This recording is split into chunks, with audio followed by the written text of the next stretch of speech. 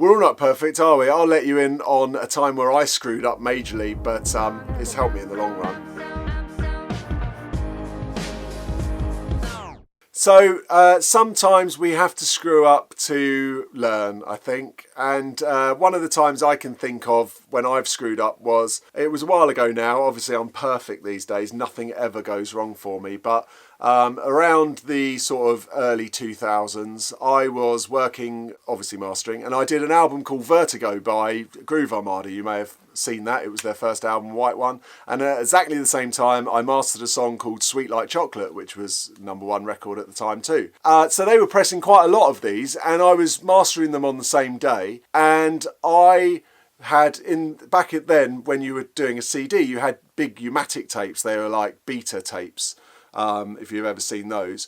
And they happened to be in the same room, and I put the sticker for Sweet Like Chocolate on the Groove Armada Vertigo album. And they were in a rush to get them pressed, so off they went, nobody checked them, and they pressed 60,000 of each. And then they realised, when they had pressed all these, when someone actually played the track back, that they had the album of Groove Armada labelled up as Sweet Like Chocolate by Shanks and Bigfoot. So that wasn't too good, because then it came back to me, and the studio I was working for at the time, Battery, had to pay the bill for all those CDs so they could get repressed. Shocker. And at the time, imagine how scared and gutted I was, because I hadn't been working that long in the music industry. I'd probably been only like 4 or 5 years, and I was thinking that's kind of my career over. And also, if I've got to pay for all of those, then that's horrendous. But the flip side of this is, ever since that time, I check things meticulously. I think at the time I was so slapdash and so kind of like flippant in what I was doing that I just really didn't pay as much attention to anything that I was doing. And now I'm very systematic now in the way that I work. And I think that's really what I'm getting to with this point of this story, is that having systems in place and working just on one thing at a time and working through things until they're finished, you just kind of concentrate and you get really focused in on what you're doing, rather than kind of trying to do loads of things at once, and then it gets in a muddle and mixed up, and you don't really, you can't really know at the end of the day if you've done the right thing. And that's really, as a mastering engineer, you're the kind of last guy in the chain.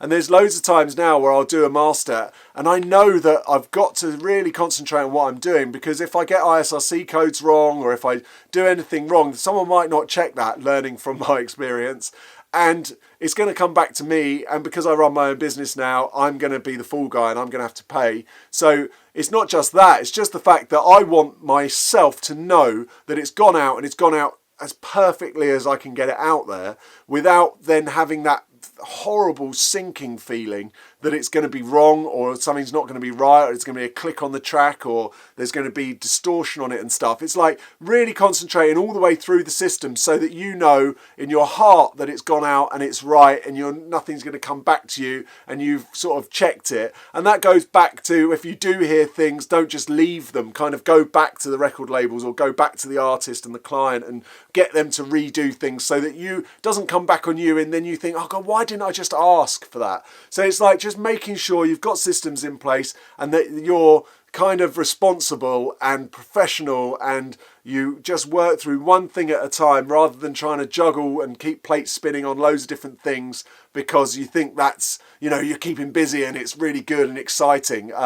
It will come a crop off for you if you do that. So take my advice, and don't press the wrong CDs on the wrong CDs.